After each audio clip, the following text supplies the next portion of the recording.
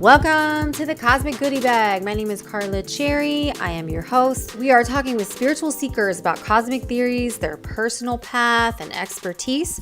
Our mission is to help people expand their consciousness and their awareness and provide tools to help them find their personal power. Do you want some personal power? I'm tired of watching superhero movies. Don't you want to have some little bit of that for yourself? It is ascension times, people. We'll be talking ETs, multidimensional beings, parallel universes. We cover it all. It's all in the bag. Why am I doing this? I don't know. Sometimes it's the red pill. Sometimes it's the blue pill. Sometimes you just slip and fall down the rabbit hole and you get a timeshare there. Hey, so it turns out a lot of you are witches or witch fans. Lots of listeners on that last one. She was pretty great.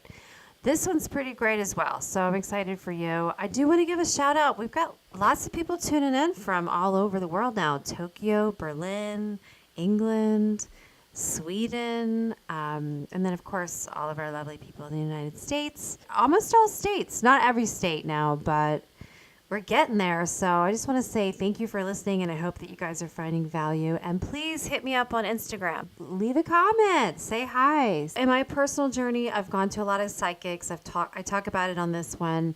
And I finally found a person who claims to teach you how to do it for yourself. If you saw Kathryn in a grocery store, you would not think that she's psychic and teaches people how to be psychic. You just wouldn't. You'd be like, oh, she plays tennis and has 2.5-point kids.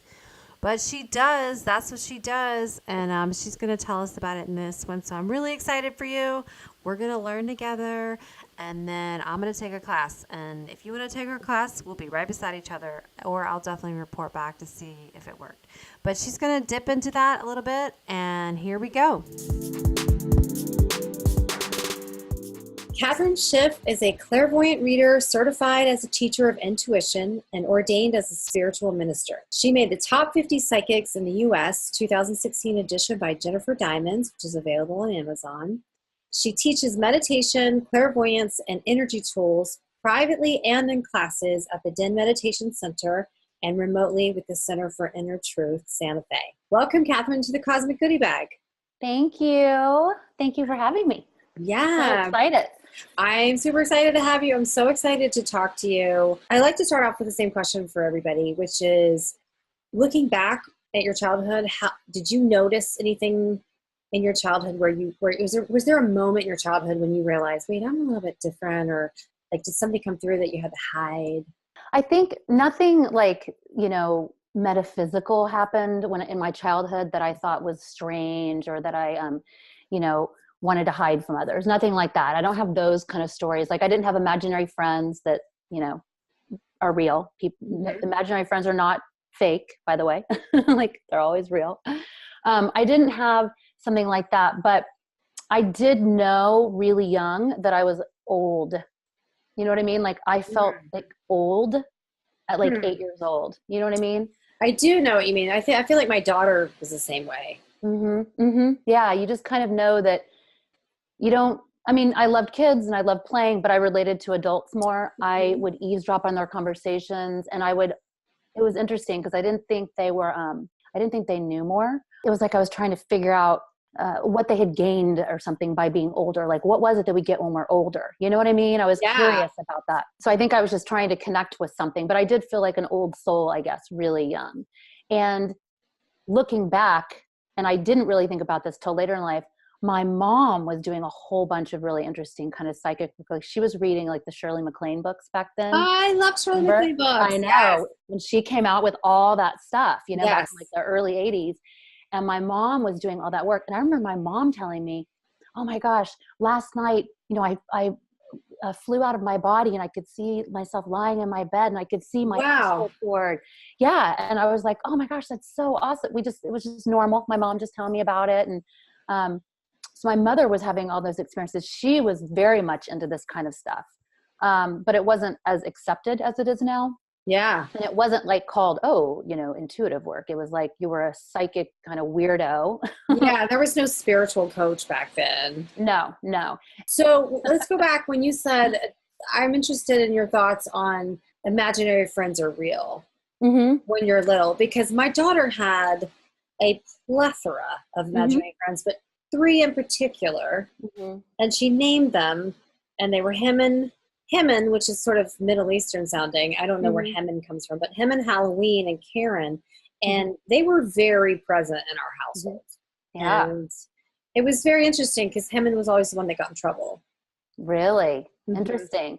Mhm. Well, in my understanding and my experience, when we're children, we come into this world and we haven't blocked our clairvoyance at that point. That muscle's strong. We come in with it, and most all children, they see things. They see the other realm very easily. So imaginary friends they're not imaginary friends. They're beings. Now, And usually which they're other realm? Which realm? So I would say we're in this realm, like this whatever the earth realm is, and our humanness, and like how you and I are looking at each other now. And if you look around in your home or wherever you are, and that's this realm. There are all these other realms, right? The astral is one of them. The astral is where we go out and dream. So when we go to sleep, we leave our body and we go travel on the astral. So we never really sleep. We just leave this, and that's where we go. And then we come back in and we wake up. And there's a purpose for that. We're giving our physical body a rest, okay? Mm-hmm. And we're also letting it release all the information we've picked up during our day. So our spirit, needs a break out of the body as well. The dream world, it's such a great space because there's no karma in the dream world, meaning there's no moral consequence. Like you can do crazy things in the astral space without having the consequences. So if you think about, those weird dreams where you're like, why would I do something? Or you saw something horrible or something happened to you, or you know what I mean? Right. You wake up and you're fine. We work out that there's many purposes to the dream space, but we work out our shadow side in the astral. We get information. We get to learn about stuff in the astral, and then we bring it back in with us. We bring the information in. We work out problems. I've had real conversations with people in the astral that are, alive and well here, and then they remember the same dream. We already had the conversation in the astral space. Have you ever had sex with a coworker in your astral realm? And what if it's someone that probably you never have sex with here? You're like, why? Yeah, that happened to me once. I will not mention names, but I was like, I felt like I went to work the next day, and that person knew. Because it kind of really happened. It was awful. It's so weird. It was awful. But it doesn't mean any, I tell people all the time, but it doesn't mean it doesn't have purpose or consequence here. You can do with it what you want. Okay. But I think it depends on who the person is and what's going on, but you can ask, okay, well, what am I working out there? Are they working something out? Maybe they have the attraction. So you're like, in your dreams, just, working some stuff out. Or maybe you're expressing a part of you that, I don't know, would, never cheat, or, I don't know, you're working out something, but often it's not just you, it's the other being involved too. No, I totally felt like it was that person. It was a guy, and he was like, woo, got that out of the way kind of thing. And I was like, how in the hell would I ever agree to that? Only in the astral. You're like, all right, now will you stop thinking about me and throwing your energy at me? Yeah, it was a weird, thank God that's over. But it was just so weird because the next day, it was awful seeing him in person. I was like, ah! Yeah. But you might have had also, when groups of people, even working with people, even if you're like, I barely know this person and we work together for 6 months, you probably have past life energy with them. We come back around the same people, even if you were just in a village next door, 200 years ago, you might have some weird crossover with people that come through. That's interesting. Be working out stuff from then. Okay. So we talked yesterday about soul contract. Mm-hmm. Do you believe that every single person that is here on this earth signed up for this? Yes. 100%. Have you ever heard that theory where there's this machine on the moon? This is crazy. Mm-hmm. I don't know if I have, but I love it. Tell me already. I love these weird things. Mm-hmm. This is going into conspiracy theory, where I heard this woman talk, and I listened to all kinds of stuff that she talks about, and then she got to this, and I was like, wait, what? Yeah. So that there's some kind of trap on the moon that shoots people back that are trying to leave after they die. like wham, like a boomerang. Wow. I have not heard that one, but now I'm gonna have to go. You're gonna have to send me something on it later. I'm very curious, and I like the conspiracy theories because anything's possible. Yeah. But you have to go on what's your belief, what's your core about. I don't know. There could be some version of something like that for sure. But what I do believe is when it comes down to the ultimate truth, we have power. So even those people are getting flipped back or whatever, it's something in them that's not accepting their worthiness. They're not accepting their power. It's still about them. Right. So I do think that we all came here. It's a privilege to be a human being. So a lot of beings want to be in these bodies and have this experience here and work out stuff and learn. It's a privilege, even though there's so much chaos and horror here also. In my bigger understanding, it's a privilege to come. I think all those beings have volunteered, have wanted to come, and they were, we're like, okay, this is something we get to do, How do you explain someone, I mean, there's such a huge population of homeless people in LA that's just a new face every day. Why would so many people sign up to come and then end up going on this, lost track? Such a good question. If you look at a huge group of people and put them all in the same situation, a lot of them will stay stuck in that, but a lot of them won't. Right? So we're looking at who's around right now. We're not, if like say we go out and look at all the homeless on the street right now today, but we're not probably seeing the ones who something happened and they got themselves off or they got themselves out of the situation or, they're figuring it out. So, and I kind of put it on every other aspect too, right? In my understanding, you will repeat over and over and over again something until you get what it is you need from it to move out of it.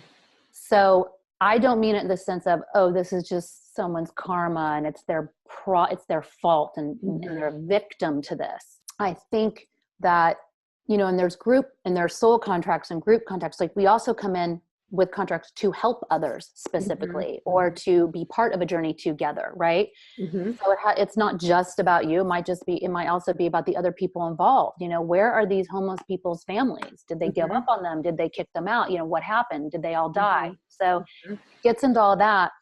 But I do think that it's part of a bigger web and it's purposeful. And that's also why when we look at all this stuff, we're part of it and we have to help the best way we can, some people are like, oh, I just don't want to look and I don't want to deal and I got to take care of this. Yes. But you're part of that no matter what. Right.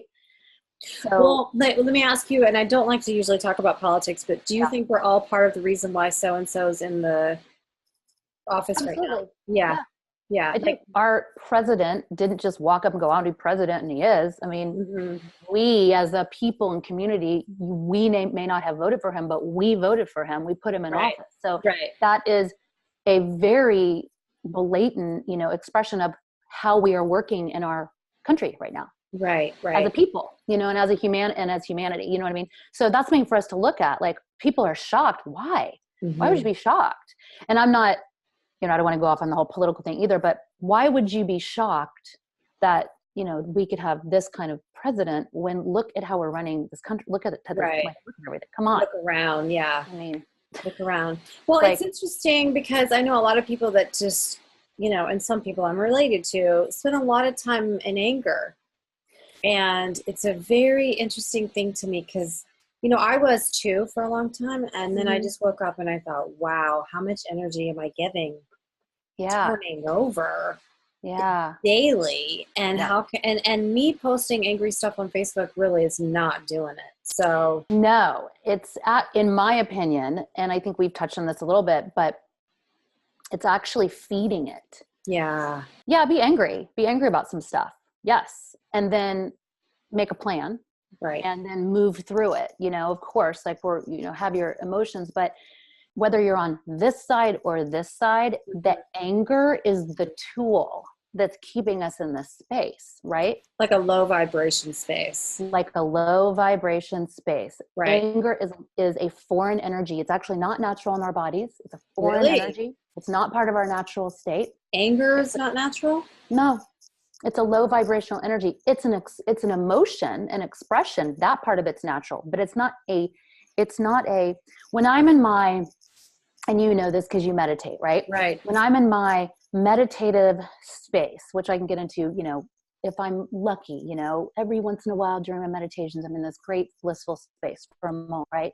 Mm-hmm. That's me in my perfect space. That's me filled with me, which is not anger. Anger is based on thoughts and ideas I have that stir up these emotions that make me angry, make me feel not fulfilled, Mm-hmm. right?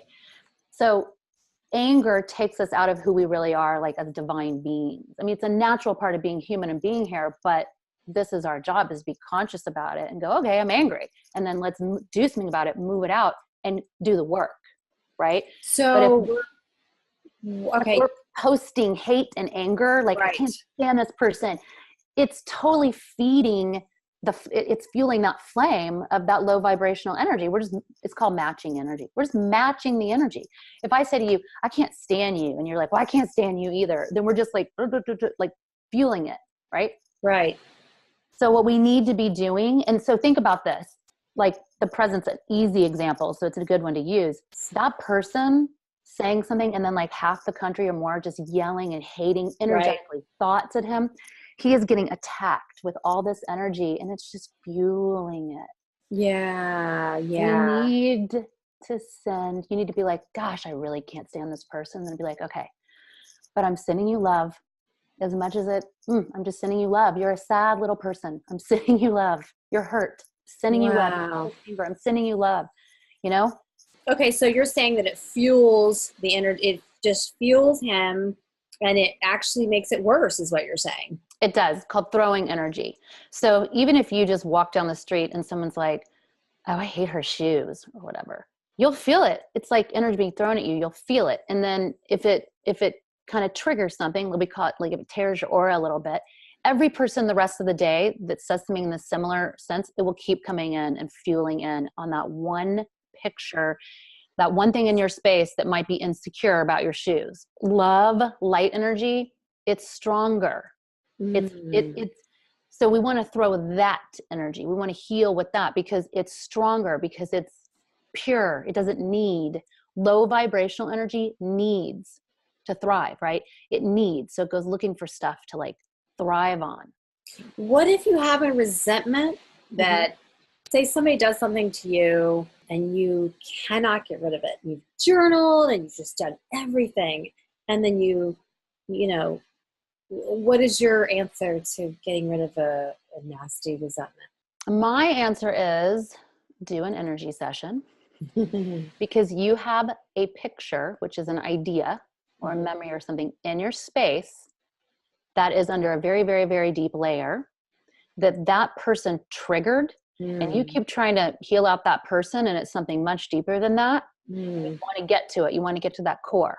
And what's at the core of that is something else, like invalidation or unworthiness.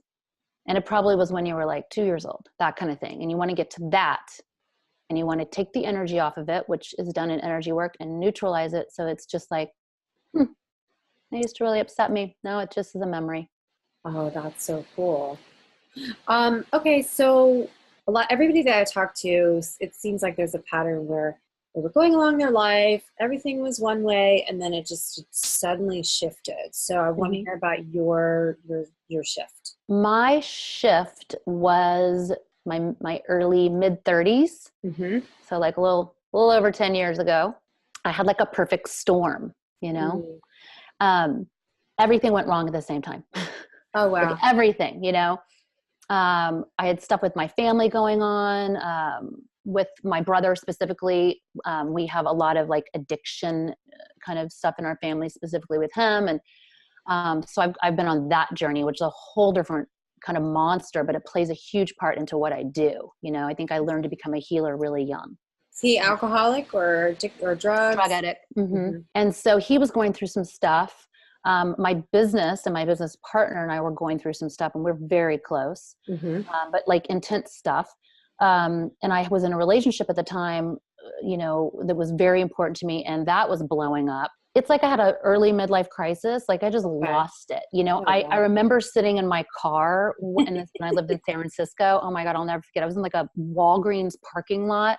Nice. We were sitting in my car, just crying, breaking down. It was dark out, and just thinking, they're going to take me away in a straitjacket. Like I lost my mind. I'm insane. I think I'm insane. Right.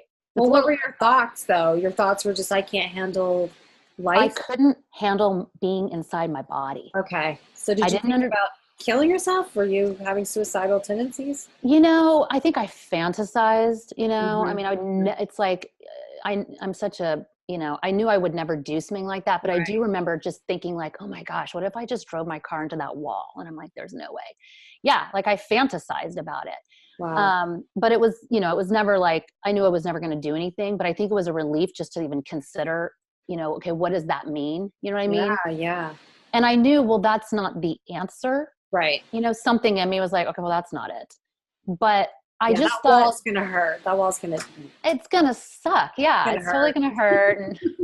And, and then what? Then I have more to do. Yeah. Yeah. I know. Thank goodness. I think that, the spiritual part of me is like, nice try. Like, yeah. Like if you do that, you're just going to come back and do it all over again. Ooh, that's how I think about it now.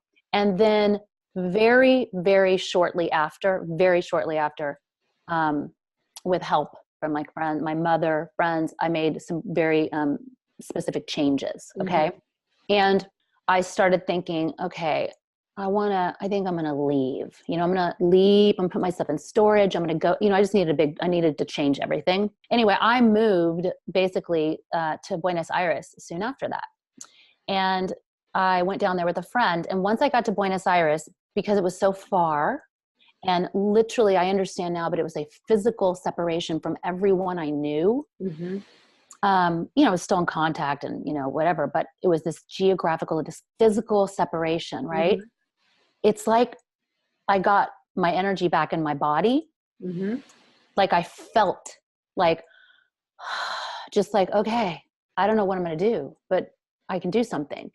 And immediately I started having prophetic dreams. Really? Yeah. Like I dreamed something silly. Like I'd have a conversation with a friend about, something, oh, I'm getting married, I just got engaged, or, oh, I'm pregnant, and like the next day I get an email, it's happening, or I get a phone call, it's happening. Like those kind, like they were telling me beforehand in my dreams. How many of these were you getting? Like how?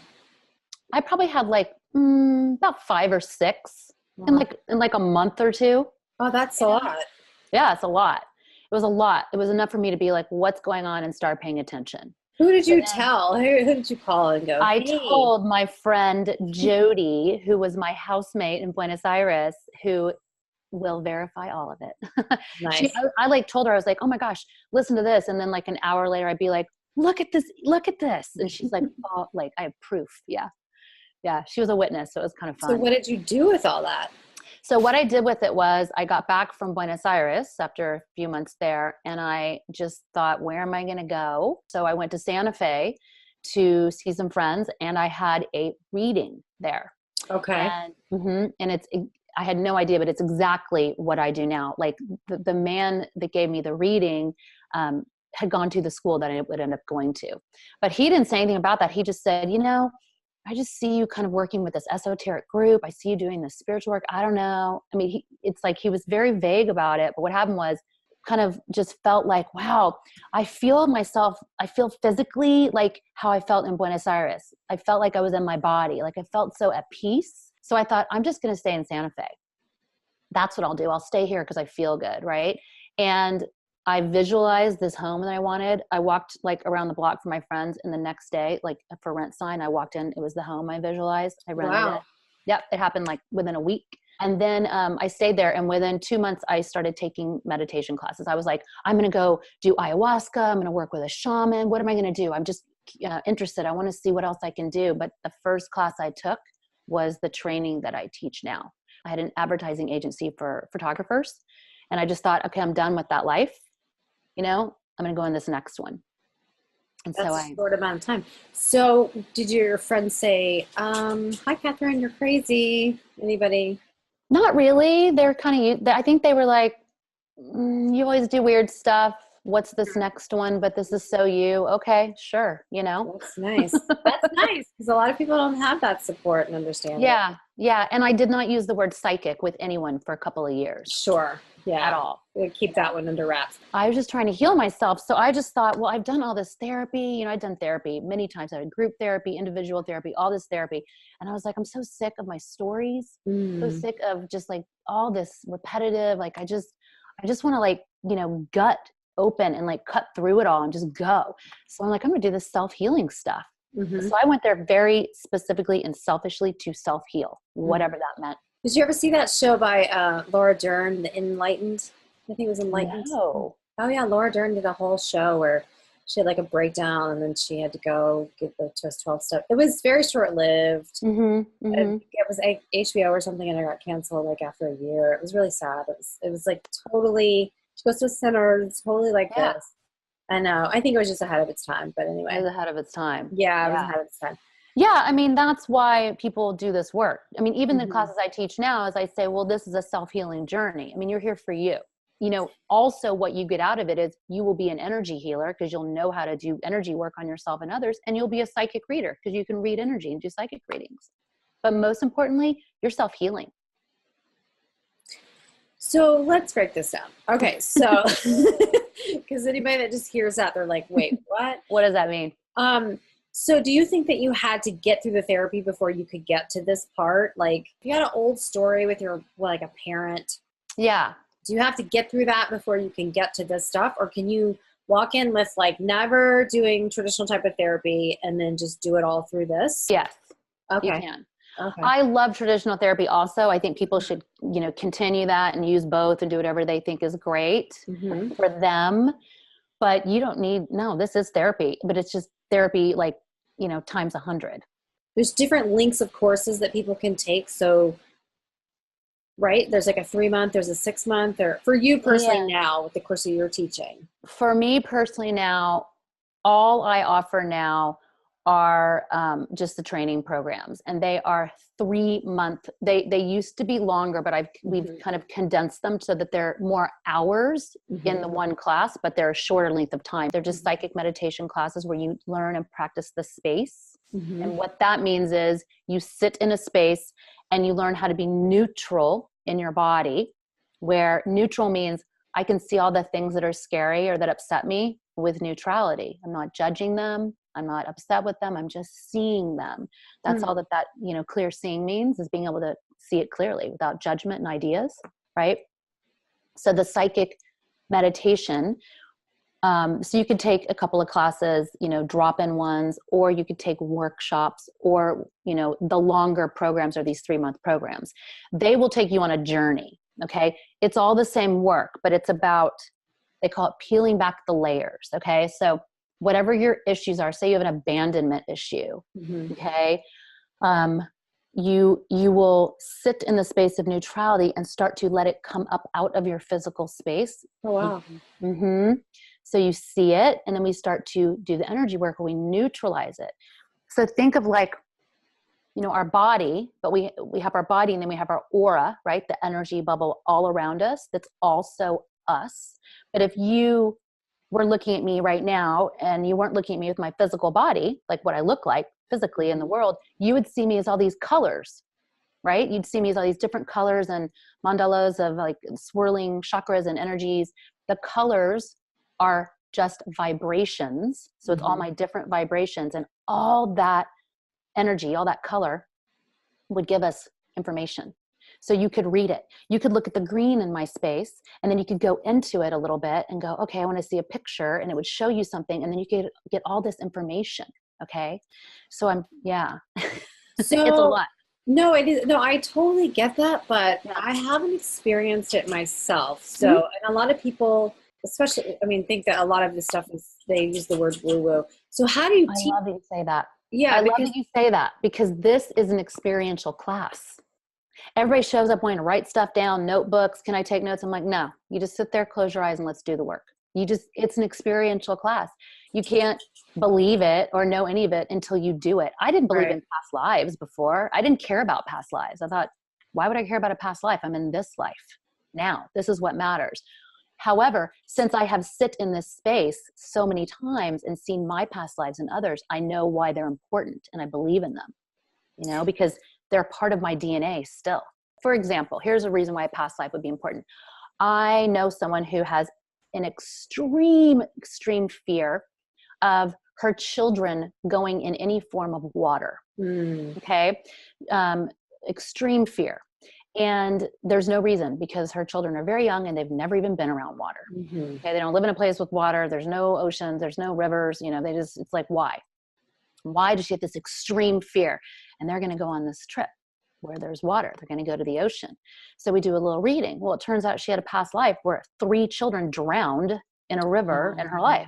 So she's got this extreme fear about it, right? So we do a healing on that life, give it closure, bring it up to date in her physical body. So it came over with her to get a healing on it. So we can bring it, we can clear it, bring it up to date in her space so that it's not ruling her life now, because now she's in a life where everything, that isn't her journey. She goes on vacation, has a great time, no more fear of water anymore.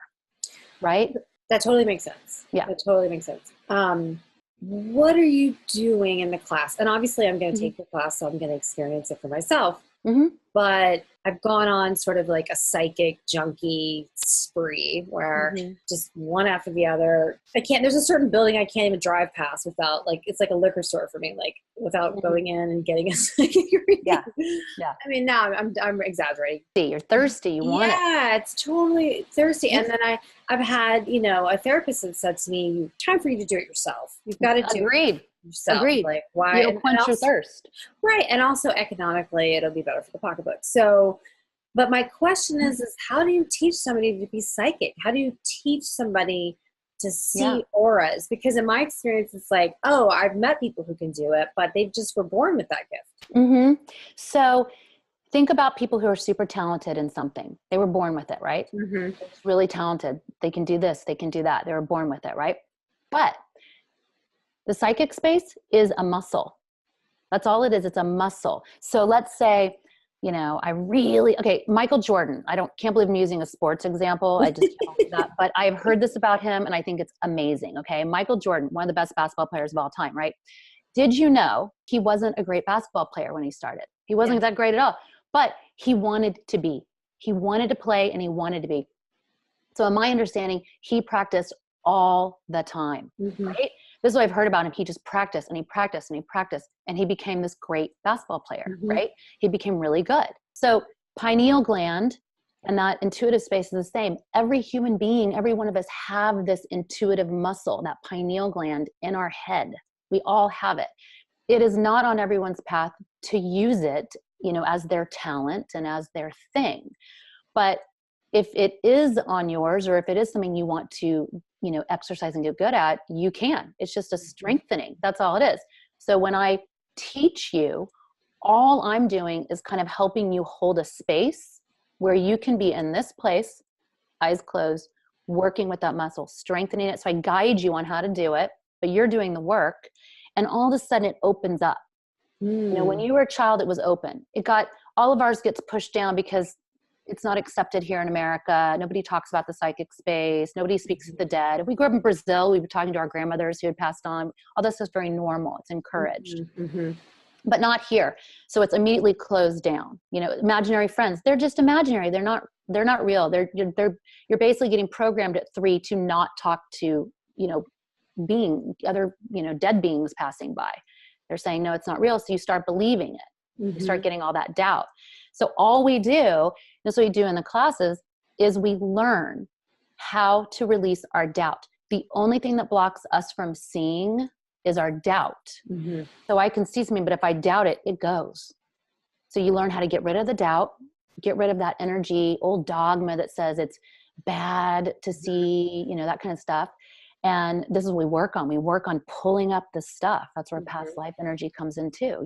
Many of us were, murdered, and, witches were killed for having a sight, that kind of thing. And it's real stuff. So you want to get it out, free yourself, and then you're able to see. And I haven't had anyone ever go through this kind of training and not see, ever. That's amazing. Because it's what we're just, we're meant to do it. So after I interviewed the high priestess of the witch coven, I've been going through different experiences myself, and hawks are my spirit animal. So I see hawks all the time. You told me this yesterday, and we talked briefly, and guess what was sitting right outside my home this morning?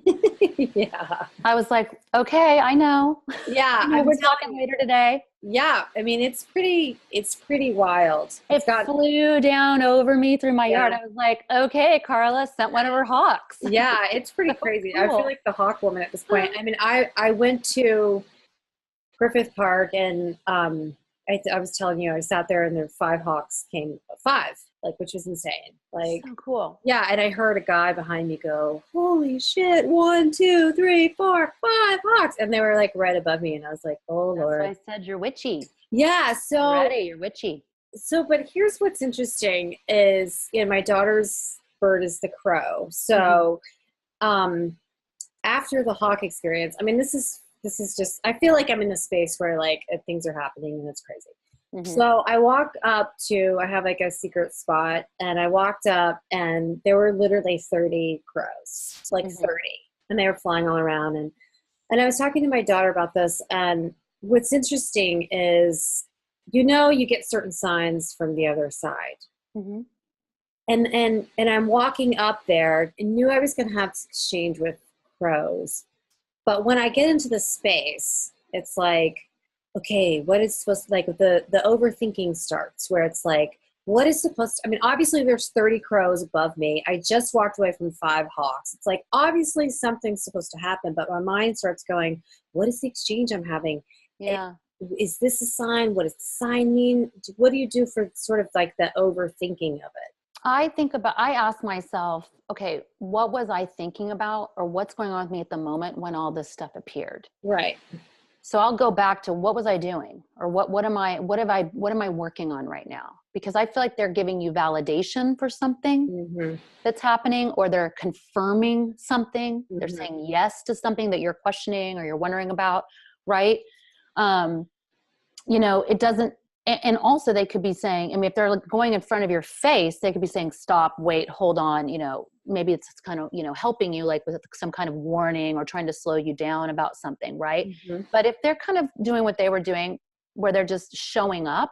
It was very playful. It was very playful. So that means a type of validation to me. Mm-hmm. It doesn't mean they're, you don't want to overthink it. You want to just go, okay, am I walking in the right steps, or are you just confirming something I'm working on? But I like to think, okay, am I concerned about something? Am I working on something? Am I stressed about something? Because they're trying to help you with the bigger picture, Mm-hmm.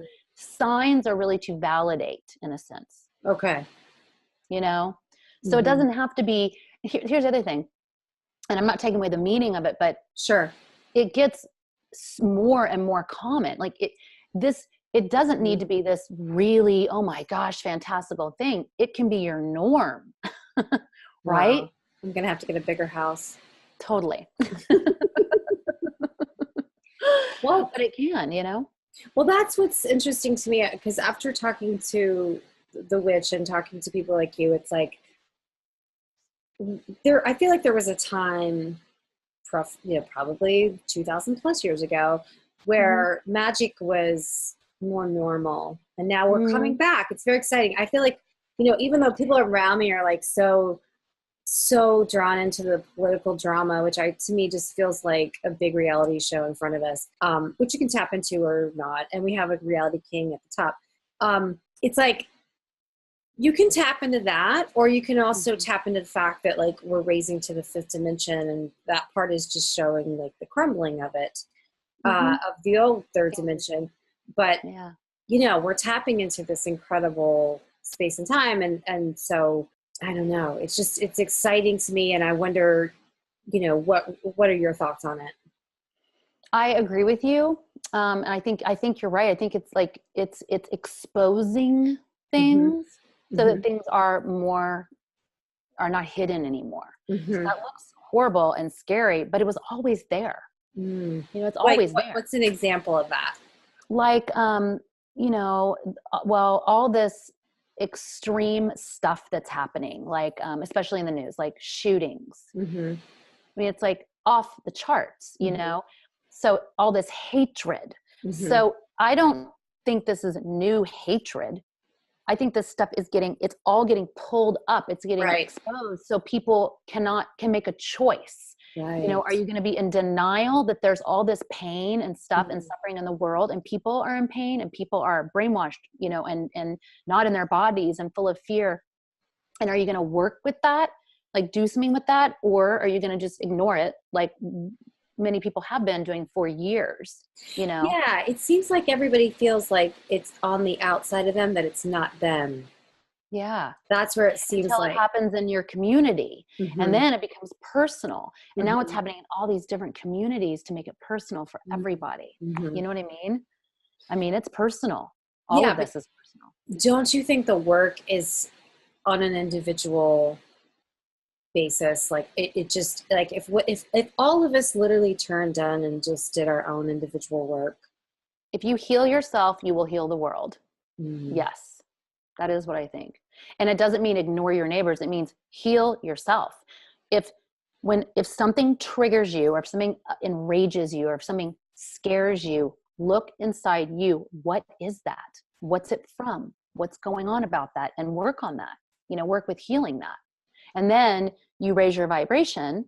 And so when we let our fears come up, when we let our anger come up, when we let our emotions and the stuff that doesn't feel good, and we validate it and see it rather than turning away from it, Mm. then we can let it go. Right? It's like, don't be afraid of all the stuff you're afraid of anymore. Just open it up, gut yourself open, let it all come to the surface. Try not to be afraid of it. Do your best, and then look at it. And then you can let it go. But if you keep it hidden and push it away, it always remains there. It always, you know, it will stay. Right? Yeah. So that's part of what we're doing, is like, let's look at our own stuff instead of blaming everybody else. Like, I do not believe in victims in that sense. Like, we are not victims. No one is a victim.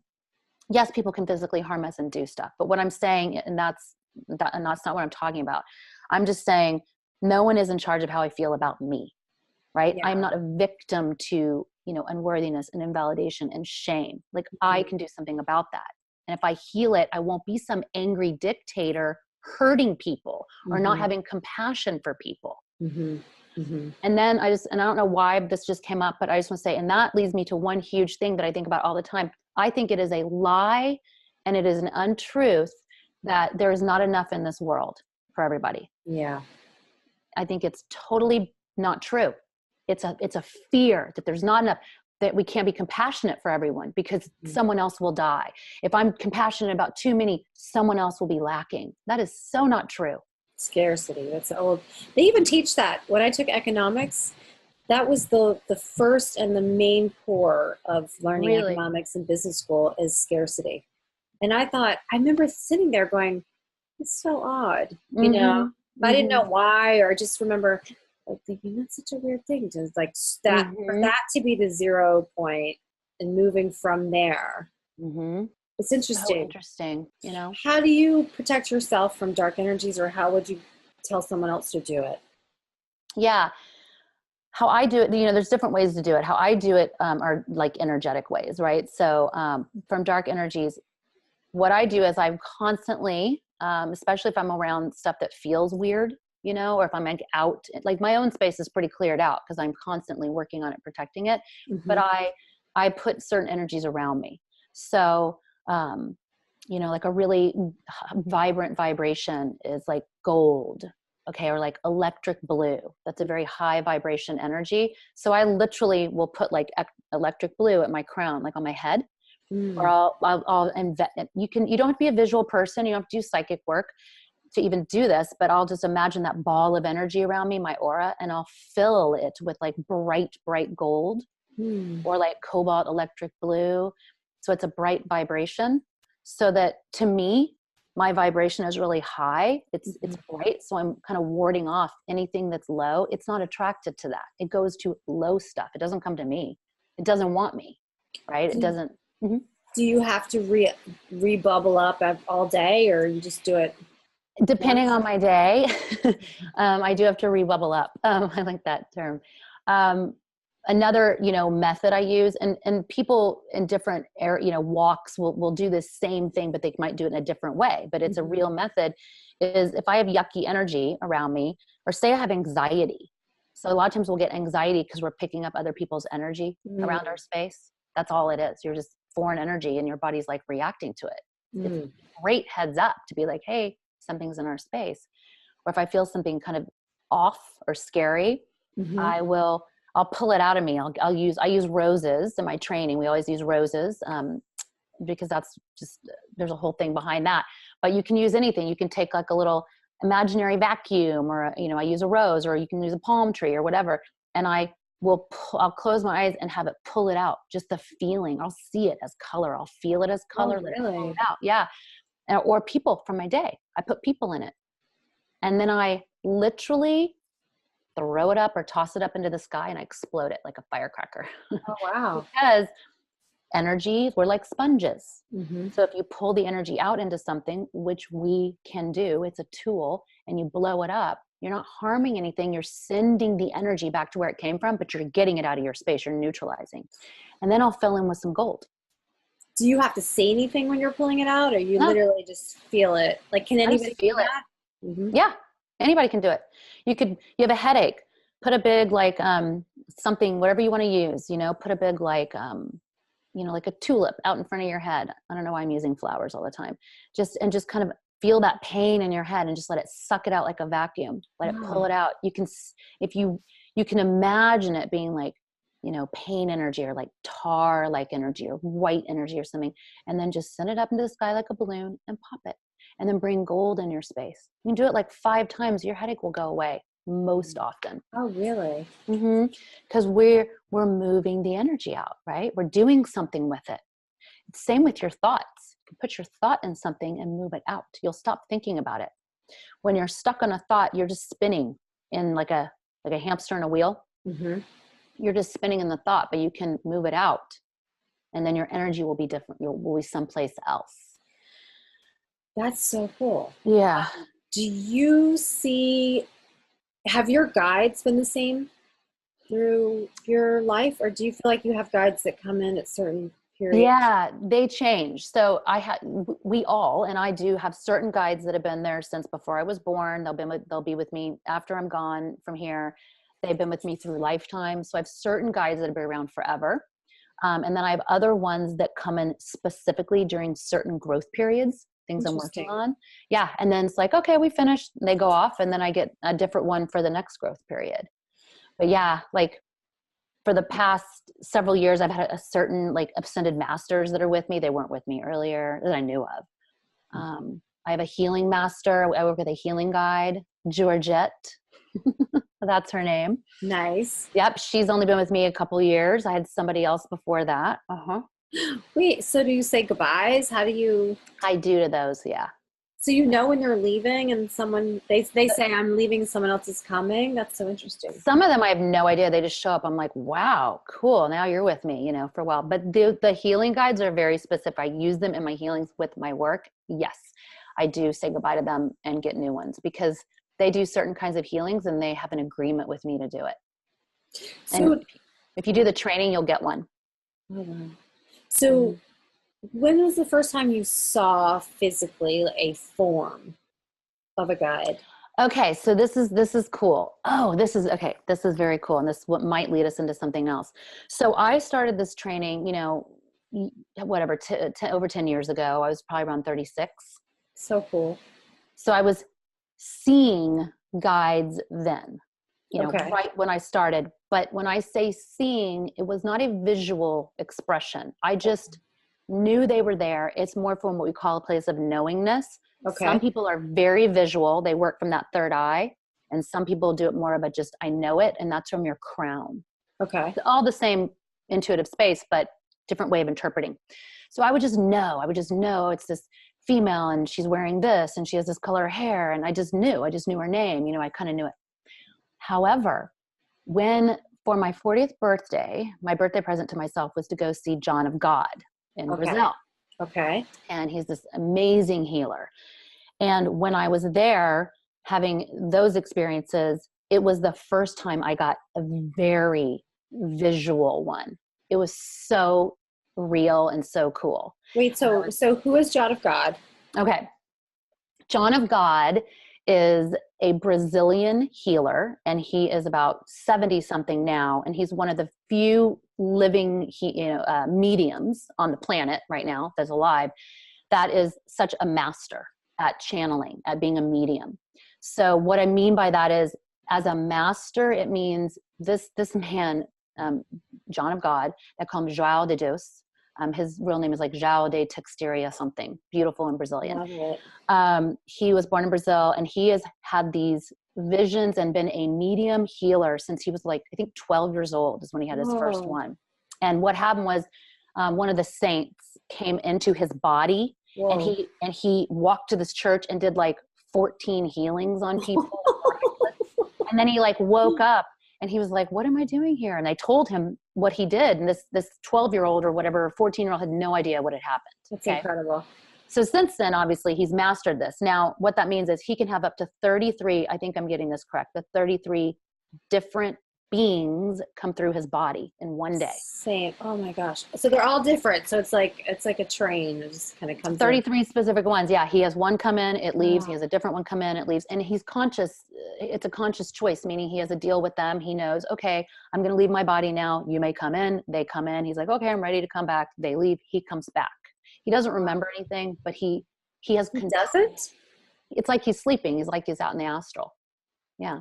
Interesting. So, wow, that's interesting. Okay. Yeah. I mean, he'll just say, oh, it's like I was asleep, but he knows what's happening at this point. He's seen himself videos and, he knows. And it's, again, he has control. He has this conscious communication with them. He brings in certain saints, and he brings in King Solomon, and he brings in very specific doctors who have lived and died, real, people. Their pictures are in the Casa down in Brazil. Interesting. Yeah.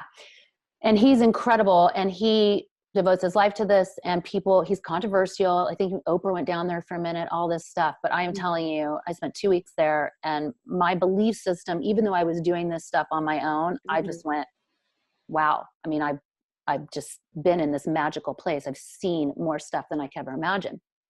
Wait, so what happened with you there? Like, are you one-on-one with him? Do you have to like sign in and it's just the two of you? Long lines of people. There are busloads of people. 3 days a week. He does it morning and afternoon for 3 days. And you just get in a big line, you go through, and you just walk up in front of him, and you have like 10 seconds with him. You have your translator. Yeah. Yeah. And you get this, and your translator gives him a little piece of paper that has your 3 requests down that you want. And then you walk off, and that's it. Whoa. And I think I did that twice with him. So you got back in line? No. Then you go, oh gosh, no. Then I went and sat in, it's this whole beautiful experience. I sat in what they call the current. So it's one of the rooms in the casa where everybody just meditates, because what happens is, if you're not someone in line, the rest of the time, this is what I did the rest of the time, you get to sit in the current rooms, and you have your eyes closed the whole time, and you become part of the current that holds the vibration, so all these healings can take place. Oh, wow. So we're all healing these people together. And you do not open your eyes, and you're like, oh my God, how am I going to sit here for 3.5 hours, not open my eyes? It's so intimidating. I was like, oh my God, I know I'll mess up. You're not supposed to open your eyes. It can mess up the current. I'm telling you, miraculously, you just sit there, 3.5 hours goes by, or however long it is. And you're like, 30 minutes, like no time or no space. It's amazing. Okay. When I went through, he said, I'm going to help you meditate. I was like, okay. So I went and sat in this room, and all I just remember is like crying, no emotion, just crying. Really? And I thought I came out like 10 minutes later, and my friends were like, God, how was it? You were in there almost 2 hours. It was so cool. Okay. So wait, can you tell us, or is it secret what you put on the piece of paper? I will tell you. I'll tell you one of them because it was a weird one.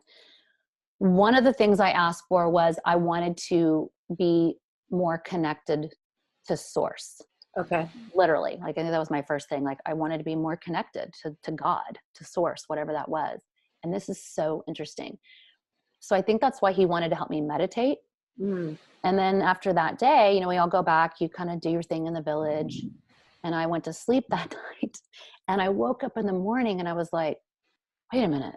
It's like I felt like I was taller. Like Really? my spine felt like it was straightened out, something weird, you know? And I remember walking around to my friends that I was with going, do I look taller? Like, I think I like stretched out like a couple of inches. Like, I feel like my posture or something. And I kept having these visions or these feelings that there was this gold, like strong cord through the Wow. top of my head, through my body, like going up into source. And I was like, it connected me. Like I was like, that's my connection. He connected me more strongly to source. Wow. But I felt a physical manifestation of it. Do you know what I'm saying? That is so cool. I felt my crown stretch. I can't explain it, but I knew that's what it was. I'm like, okay, I don't know. That's my healing. He stretched me. Like, but I think I just connected with something. So my crown felt higher or something like that. It was really cool. And you felt a stronger connection? Yeah. I mean, everything changed after that. So what does Uh-huh. God look like to you? Do you think there is one God? Are you in that camp, or do you see No. goddesses, or what Yeah. is, when you say source, kind of like, what is your rainbow of? My rainbow, I use Creatrix, which I got from Lisa Lister, who's also a witch, who's amazing. She has a book called The Witch, and she calls Source the Creatrix. So I often, like, if I'm speaking with Source or praying, I'll say Source, the Creatrix, the divine. I like to use God sometimes too, because I do work with a lot of Christian people, and Mm-hmm. I like to take the charge out of the term, Mm-hmm. you know, because, you know, God has a lot of dogma around it, Mm-hmm. you know. Well, what's the creatrix? Creatrix, just like kind of more the female form, Ah, okay. you know, the creator. Uh-huh. And a lot Oh, of stuff got will it. say, oh, you know, I want you lift me or pray, you know, I want to bring in the creator's energy, the creatrix. Oh, interesting. So I say creatrix, I don't say creator. But I also think it's just because it's balancing the feminine and the male here. Right. I don't think of God, to me, no. I mean, God is not a person, it's not a thing. It's not a Right. person. It's not one at all. I think every religious doctrine that has a God, I think it's all the same being, all of it. Right. People need certain traditions and certain things that help them guide. And I think that's wonderful. Unless you're doing harm with it, then of course Mm-hmm. I don't. But no, I think source is what it is. And I think we are God. We came from it. We are part of it. We always will be. We're part of it now. We'll go back into it. It's about us reconnecting with our own self, our own higher self, you know, but I still Mm-hmm. pray to it. I still connect to it because I realize I'm not 100% in it in this body here, you know? Do you see your guides? Do you physically see them? Oh, this is what yeah. So I saw the one physically at John of God. My guides, like Georgette, my healing guide, Mm-hmm. I can physically see her. Yeah, I can close my eyes and I can see her. I can know what she looks like, what she's kind of wearing for me, that kind of thing. But do I feel like she's sitting next to me, like as a presence? No, I don't experience it that way. Some people do. I do not experience it that way. When I was at John of God, I was doing a healing. You know, I was receiving a healing. They have these kind of crystal machines where they line up these crystals on each of your chakras, and you Oh, lay really? there and just receive a healing. It's amazing. And that was one where I had a physical man come kneel beside me and put his Whoa. hand on my shoulder, and he wasn't scary at all. And he was right there. Like I felt him, I felt his presence. He was like, had this beard, and he was kind of dirty. He was like old, like, not old age, but like lifetimes ago. Wow. And he was my husband in that life. And he was like showing himself to me from a lifetime, I don't know, 200 years ago. And he was like, I'm helping you heal, and I'm going to stay with you and help you through this lifetime for a long while. And I'll see you in the next one. Totally wild. Whoa. Yeah. So wild. You heard him say that, or did you see his mouth move, or it was just I sort of heard, no, I felt it. I heard him. His mouth did not move. I felt his hand on me, and he just telepathically told me that, I guess. I just heard it. Yeah. It was like kind of a voice. And he didn't say, I was your husband. I just knew it. I don't know, but I knew he was. I was like, oh, I recognized you. I mean, totally weird. I mean, I was like, wow, I can't believe that just happened, but I believe it, you know? Yeah. So you believe that we all come here for a purpose? Mm-hmm. I do. Well, it's what's so interesting to me is a lot of life is spent at the grocery store. I mean, what is your I mean, when you say purpose, it just feels like in the movies, you know, it's just such a bigger deal. But in life, you know, obviously you're doing a lot of healing work with a lot of people. That's more of an obvious one. But what if somebody out there doesn't feel like their life has any purpose? What would you say to them? I would say they're judging themselves a lot. They're comparing themselves to someone else, and they are their own person, and they do have purpose. And even if it's a very simple life in that respect, and even if what they're doing is just going to the grocery store and doing whatever, you never know how your vibration is affecting others. And some of the most simplest stories are the most profound healing experiences for people. I think it's about how you live your life for you. But I think, you know, part of it is see where you judge yourself. You know, no one else can judge you. We judge ourselves. We're the only people we should care about judging. So if you're judging yourself, that's the first thing you want to do is start looking at why and get out of that. You know? I mean, and just start with, you know, whatever I'm doing, just showing up in my life is enough. Why am I comparing it to everybody else? Right. You know, completely your own, everybody has their own path. And then do you feel like you're on different dimensions at the same time now? Here and on this planet and in this humanity, we experience time, right? So we have past, present, future. But I do believe it all coexists. And at the same time, even though I probably can't elaborate on this, I believe that because it coexists, we can also heal and change things. So for example, with trauma, I really believe, and I've seen it happen, that you can go back into a traumatic space and change the scenario, and it will actually change in your DNA. And then you will not feel that trauma the same way. So you're saying if you have a childhood incident, you can actually go back to the incident and then change it? Can recreate the scenario. It sounds like that movie, the moon movie. What was that? Mars? No, it wasn't Mars, but there was one. Oh God, I'm going to mess this up. But there's some movie with the daughter and the dad. The dad comes back and they like shake the shelves. Anyway. Oh, with Matthew McConaughey? Yes. Totally. Yes. What was the name of that movie? Do you know what I'm talking about? Yeah, I know exactly. Oh my gosh, we're so stellar. Was it Inception? Interstellar. That was it. Interstellar. Absolutely. That movie is based on that stuff. There's so many great films out. People believe this. We're not, you know, it's like big people believe this, like meaning people out there in public, like they're subtly creating these stories that are totally based on this stuff. Yeah, that one's a good one. Wait, but what if it was like, okay, what if you had an incident where very specific things happened, where it wasn't just like one day, but it was over a stretch of period? Like, I'll speak sort of, I had something happen to me in high school, but I won't go into like the absolute details, but something happened and then there was consequences for months after it. Right. So how would you, if you were to change something? Well, I would say all that, I hear what you're saying. So it's a little more work, but Yeah. but maybe not. Okay. Because everything has consequences, doesn't it? Right.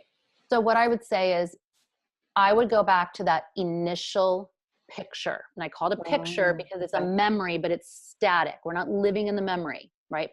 PTSD is you're reliving in that memory. Right. Right.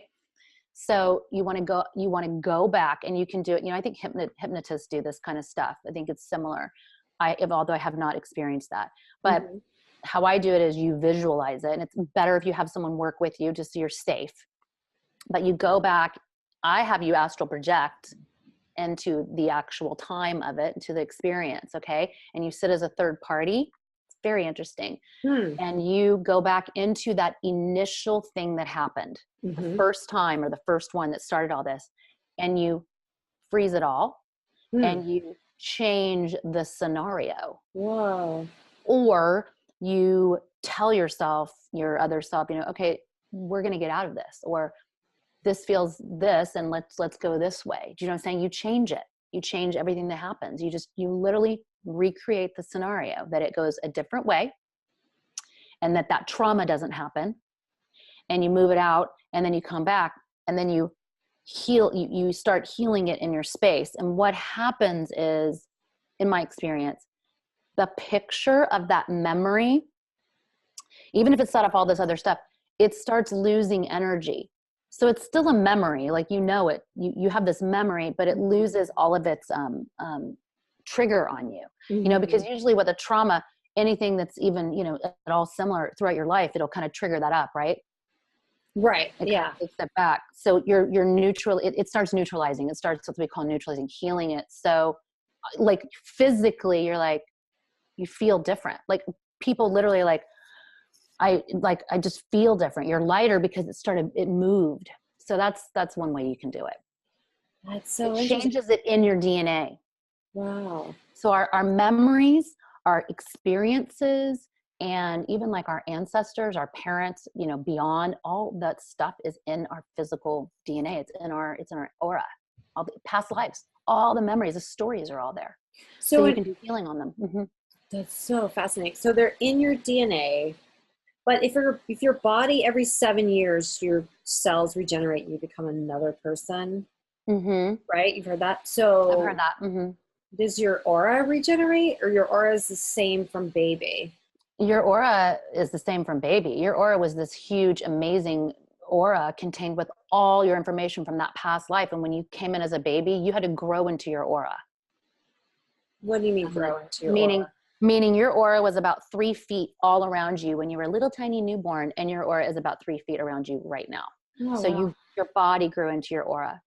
So if you experience traumas within your life, and say, your aura changes though from the time you're a baby to 30? Or to Well, it collects new pictures. It collects new experiences, new energy, new ideas. And also you probably do, hopefully, some healing. So it's releasing some stuff as well.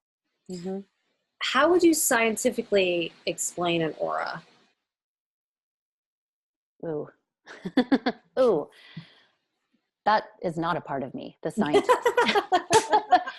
Okay, let's see. I think I may have had no past lives as a scientist. Well, I shouldn't have used that word. Yeah. Maybe a better word is, what is the stuff? What is it? Okay.